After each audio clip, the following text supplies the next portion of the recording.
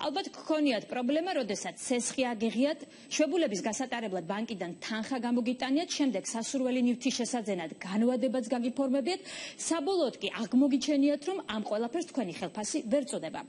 გადახდის უუნარობა არა მხოლოდ თქვენი, არამედ ბანკის თავსატეხიცაა. სხვადასხვა საფინანსო ორგანიზაციაში ერთდროულად აღებულია რამდენიმე სესხის გამო ქვეყანაში ათასობით ადამიანი ნეგატიური საკრედიტო ისტორიის წინაშე დგას.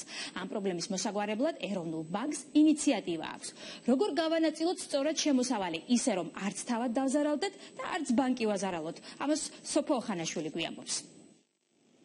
ზურაბ ტუღურს 4 საფინანსო ორგანიზაციისა და 2 ბანკის 9000 ლარზე მეტი ვალი აქვს. მისი ყოველთვიური შემოსავალი კი მხოლოდ 275 ლარია. რამდენიმე ათასიანი ვალი 200 ლარიანი სესხით დაიწყო დაახლოებით 1 წელიწადში კი აღმოაჩინა, რომ იმდენი ვალი დაუგროვდა, რასაც ვერ გადაიხდიდა. დავიღე სესხი და ვიფიქრე, ბარათებსაც დავფარავ. ცოტა ფულიც დამჩება მეთქის. ოჯახის ფულს და ფულიც არ დამჩება, ის ბარათების დავფარავი, ბავშვი ძალიან ცუდად ყავდა. საზოგადოება და ბანკები გისმენთ? მსგავსი პრობლემებით არასამთავრობო ორგანიზაცია საზოგადოება და ბანკები ყოველთვიურად 200-მდე ადამიანი მიმართავს. ორგანიზაციაში ამბობენ, რომ ხშირად პრობლემის მიზეზი მომხმარებლების არაინფორმირებულობაა. 40%-ს მაინც აქვს პრობლემა არა ერთ ბანკთან, თქვა, არამედ რამდენიმე საფინანსო ინსტიტუტთან, რამდენიმე პროდუქტს ფლობს ერთდროულად.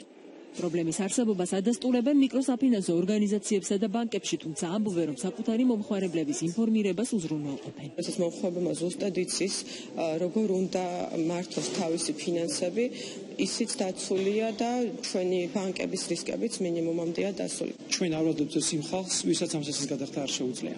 ცალკეული ორგანიზაციების მიერ მომხმარებლების ინფორმირება არასაკმარისად მიაჩნიათ ეროვნულ ბანკში. გიორგი ქადაგიძე ამბობს, რომ მოსახლეობის ნაწილი საკუთარ ფინანსებს არასწორად გეგმავს. ეროვნული ბანკის პრეზიდენტი ფინანსური განათლების ერთიანი სტრატეგიის შემუშავების აუცილებლობაზე საუბრობს.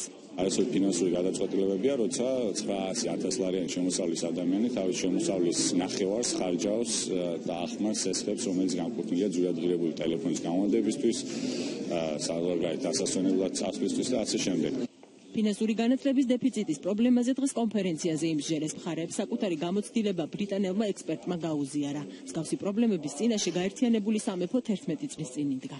ყველა ქვეყანაში, მათ შორის ჩემს ქვეყანაშიც, ბევრი ადამიანი იტანჯება ფინანსების არასწორად გადანაწილების გამო. ერთ-ერთი ნაბიჯი, რაც ჩვენ და ბევრმა სხვა ქვეყანამ გადადგა, ეს არის ფინანსური განათლების დანერგვა სკოლაში, თუმცა აუცილებელია ზრდასრულების დახმარებაც.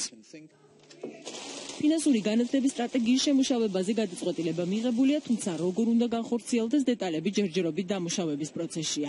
შესაძლოა ფინანსური განათლების ამაღლება ბროშურების გავრცელებით, სესხის აღების დროს მომხმარებლისთვის დამატებითი ინფორმაციის მიწოდებით ან ახალგაზრდებისთვის სპეციალური სასწავლო კურსის სახითაც მოხდეს.